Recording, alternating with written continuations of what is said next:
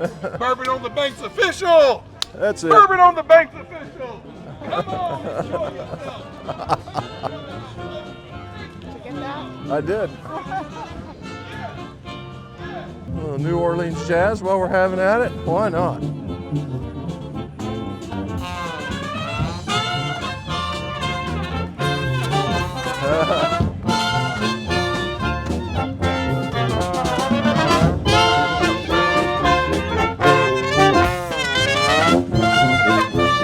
Come on, boys, let's go.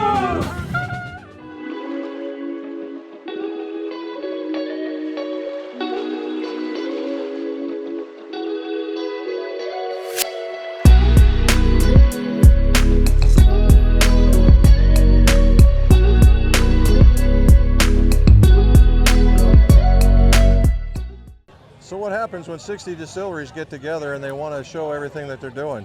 They have bourbon on the banks. Let's go check this out and Pours and Pours next.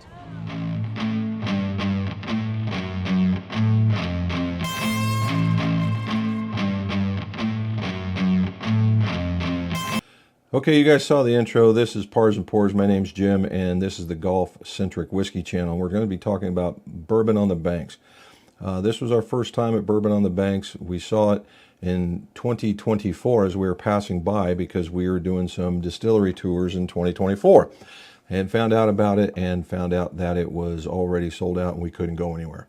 However, we got our tickets, we got our VIPs early, and we just waited for the day to show. And it was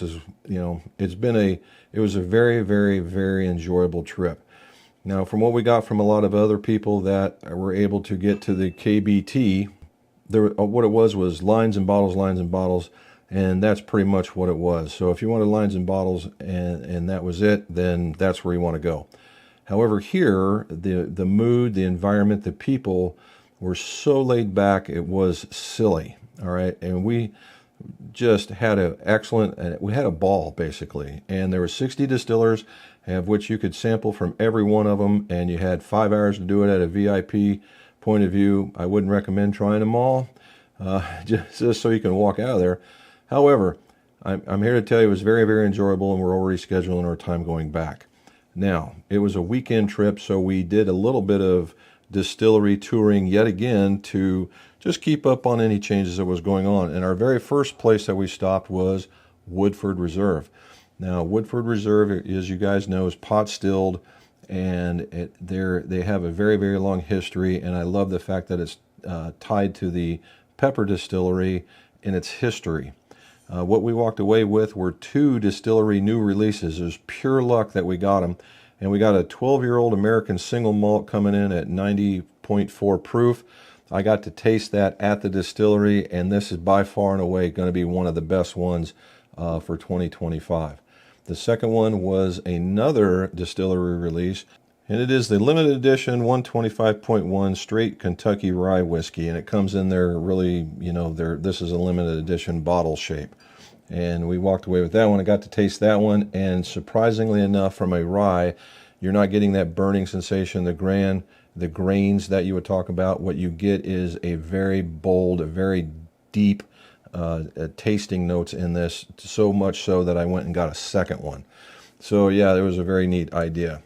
The second one that we went to was in Midway. Well, they call it Midway. It's Bluegrass Distilling. This is a Midway bottle. This is the Colonel Francisco rye whiskey, finished in rum barrels, comes in at 110 proof.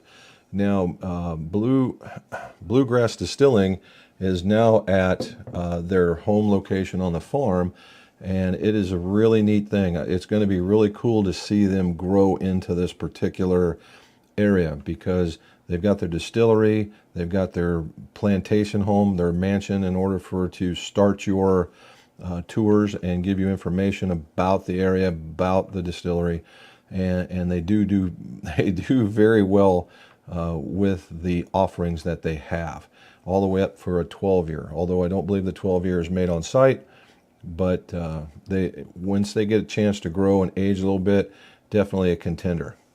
All right, the last one that we came into was RD1. Now, RD1, as you guys know, is very well known for their finishing. And when we got there at RD1, a fleet of supercars pulled in from every shape and size, from Lambos, Ferraris, Porsches, BMWs, Mercedes. They were all there. And it was just a really cool time to see all these things pull in. However, we went and did the thieving experience, and we got the 375. Now, we thought maybe, just maybe, the 375 would be a more in-depth of the 200 milliliter version of the same thing. And it's not. It just get more of the same. I'm not a fan of that, but what we did walk away with is, after thieving 3 to 4 barrels, my wife walked away with a French oak finished bottle, which actually is very, very good. And then I walked out with a maple flavor. It's a smoked oak and maple. This is basically barbecue in a barrel, or barbecue in a bottle. This stuff is just super good.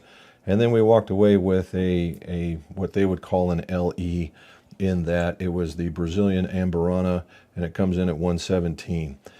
Something that they were selling actually at the Bourbon on the Banks. So, leading into Bourbon on the Banks, the very first one that we walked into was McBrayer. Oh yeah, from the golf course. Yeah. Yeah, there you go. There you go. That's That's it. Hey Mike, there's Waverly guy right there. Mike Leslie, you know Mike? Oh, I know Mike. Hell, we go way back. Yeah. Hey Mike. Hey, buddy.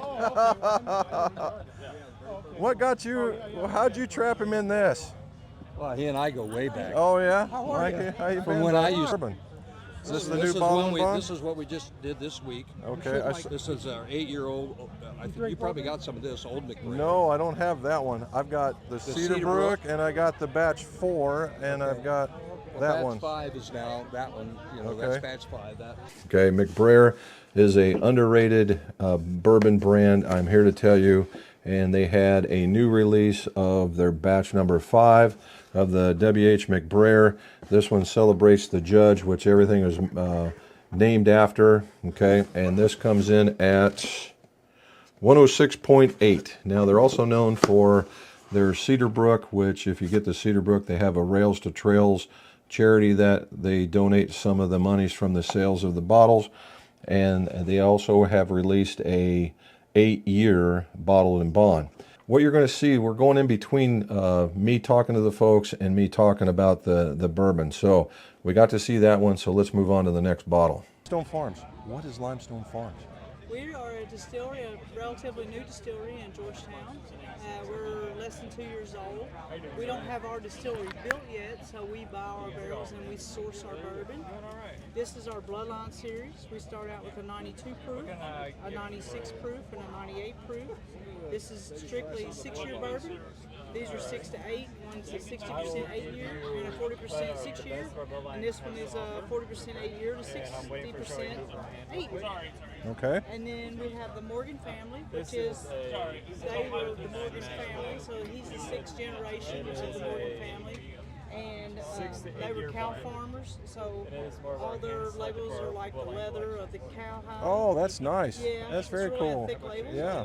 And these are like 79-year juice, and they're same mash bills. These are just a little bit higher proof.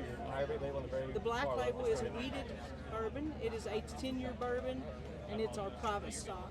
We also today have a special Special bourbon on the Bourbon on the banks. Banks. It's a single barrel, 120 proof. It's the same mash bill as these, only a higher proof. Well, The Limestone Farms. Limestone Farms, again, is just outside of Frankfort, and these guys were just a ton of fun to talk to. The head distiller and I believe owner is a doctorate in chemistry. I got him to sign the bottle, and this is their, what they would call their special batch, straight bourbon whiskey, and it comes in at 114 proof. I did get to taste this. They have what they call the bloodline bottles, and then they have these special bottles because they're on a cow farm. Their labels have a texture of, you know, like a cow leather. This one is again one of their specialty bottles, and when we tasted this one was totally different than everything else in the line, which caused me to pick this one up. wow, you guys are doing this thing in a way that I think is pretty freaking spectacular, right? Absolutely. And all. Let me pull this off to the side. I mean, all on your own, all on the farm, the whole 9 yards. Absolutely. And I think that is just absolutely that is absolutely the best. Well, I appreciate it. Yeah. So in your mind's eye, what's the best one? Catch you later, Whitney. See you, Nate. So I'm a small batch guy, but I also like the single barrel that's barrel proof, and I don't think we had that whenever you guys. No, you only had the weeded there. So yep. So we still have our weeded small batch. We have our weeded single barrel that we cut to 100, but now we have our weeded single barrel at barrel proof, and we also have our weeded toasted single barrel. Okay, these are different because mine just said weeded on the front. So it's still the same product. The only thing we did was it used to say weeded bourbon here in very small batch. We just flip flopped them, just so that people realize it's a small batch. All right. Just to make it a little less confusing on the brand. Well, let's go for high test, man. All right. Well, Cold pick. We found cold pick at Bourbon and Barrels, or Barbecue and Barrels in Owensboro. They're down in the west. They're on a farm, and they do weeded bourbons. And this is the weeded bourbon small batch, and of course it's 100 proof. I got this very one at that other festival. It is empty, and hence the reason why I have another one. The other one, they had 4 other ones that they didn't have before, and we are going to actually get into some, is their toasted. There we go. It's in there. It's a toasted single barrel, and it comes in at 112.8. It's a weeded bourbon and in a toasted barrel. This thing is fantastic. All right, it just absolutely knocks it out of the park with a very nice amber color. It has a wonderful nose, and it's going to be an easy drinker to be sure. On to the next one. You guys are kind of about as far away from us as we can possibly get. We're all the way down here. Yeah. Nashville and Bowling Green. And we're all the way over here. Okay. In Ohio. Yeah. Yeah, so we went and did the whole thing, and we're like, well, and the thing is, we like the smaller craft folks. Okay. What is Barton James? Yeah, so this is Burton James. Yeah, this sorry. is Burton James. So this is Burton James here on the hang tags. Oh, he's a baseballer. Yeah, he was in baseball. So this is my great-grandfather. He played baseball. For who? So mostly in the southeastern and Texas leagues, and mostly in Waco, and so mostly for the Waco Navigators. So I my have dad a was a lot on- baseballer. What was that? My dad was a baseballer. Okay, awesome. Played AAA. Very cool. Yeah, for about a month for the Yankees. Okay. And he realized he could make more money being a meat packer than he could being a baseballer. Sure, yeah. Went into the meat packing business. Yeah, especially at, Back here with three finger gloves and wool outfits. Oh yeah, well done. Yeah, so this one is so I started out with a whiskey, which is a blend of bourbon, rye, and light whiskeys. We're on our batch 5 right now.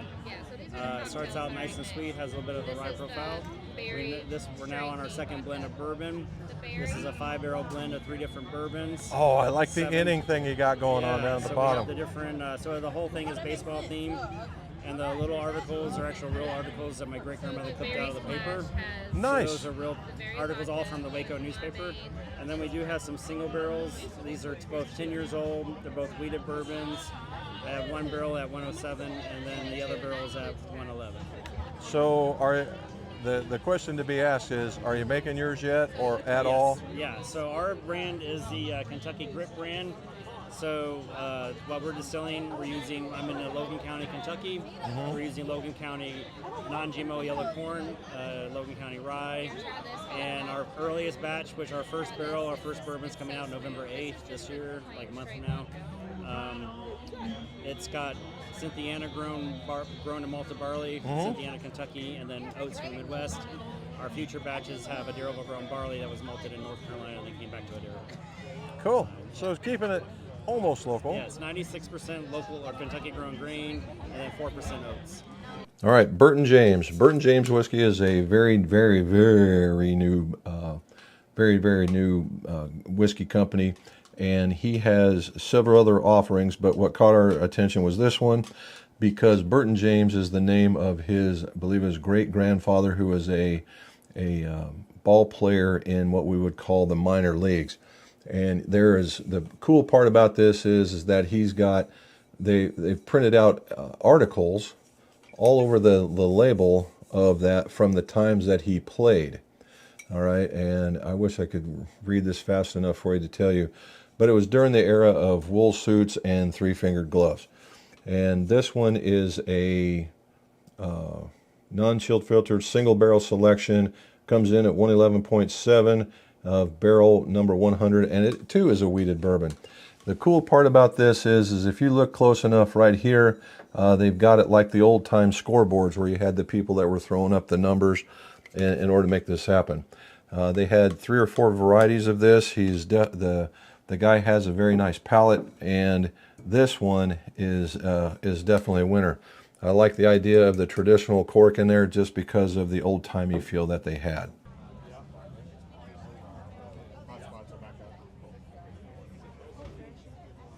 Which one's your favorite? I haven't tried none of them. Try the Yellowstone. Doesn't get enough press. It is super nice. How much is it? I have no idea. It's just really good. I don't know if we got to a point in there, but we did stop at Limestone Distillery, and we did get the chance to talk to them. And Limestone Distillery also was in conjunction with Lux Row. And Lux Row has to deal with Ross and Squibb. Ross and Squibb has Penelope. So they had an LE of Limestone, of which I have 2 already, so I didn't get that. They had some Lux Row, and then they had a 10-year, which I already have. So the last thing that they had that I did not have is a Project X Penelope. This thing, it was super decent, and it says Sherriously Sherralicious. So it was the cask was in Jerez, Spain. It's 112 proof, and it is straight bourbon whiskey finished in a PX sherry cask. So we're going to save that one for a bit and have some fun with that guy. And I probably the hat is what I remembered. Yep. Yeah. So did you try this while you were there? We did a taste of it. Okay. No, I did not. So they were probably getting ready to pull this out into the gift shop, but we just released this one today, toasted on the banks. So this one, House of Commons here in Frankfort, picked this barrel out last year. We put toasted staves in there. It was in there. They were in there for about 11 months, and so it's 78 corn, 12% malted barley, 10% rye, 128 proof. Absolutely delicious. One that you may not recognize, but you should. And we did actually stop there too, but I'm not going to go back and try and explain it all over. Was Jay Mattingly. They were out there too, and it turns out the guy I talked to at the place was actually at Bourbon on the Banks. They have a thieving experience or a mixing experience or a blender experience, whatever you want to call it, where you literally make your own unicorn. And I suggest that highly. They take you through the tastings, how to taste it, and mix up some different ratios of the bottles or barrels that are down there in order to find something that fits for you.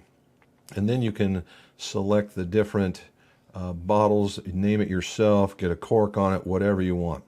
However, in this case, these are things that they've already made. And this one's called the Warrior's Honor Cruise.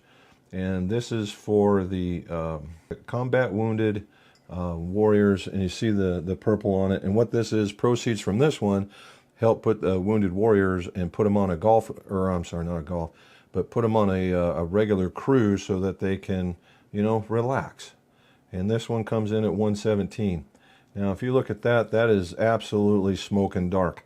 And there's a reason, because it's been a staved, finished barrel, which is what they're taking, that's what's taking them off, is that they have their stave finishing. And this was a great pour. Another surprising one, and the one that's making a heck of a lot of noise here, okay, was a Welcome Home Vietnam Veterans, a 128 proof, 12-year light whiskey flavored in oak staves. This thing was monstrously good. It is light whiskey. You can tell that it's a little lighter going through her, but it's aged, and you get this little cool Welcome Home Vietnam Veterans, and it's a little thing that goes on there. A neat little touch for a bottle. Last but not least, and one of the last things that we saw on the way out was Pursuit Spirits. I've always wanted a Pursuit Spirits. We've never been able to find one or get to a spot. Got the double oak. Of course, everybody likes the double oak, and rightfully so. Now, what else did we see out there? It's not infused with maple syrup, but it's aged in a used bourbon barrel that had maple syrup in it. So it's like a general sweetness, like hints of like smokiness or more maple.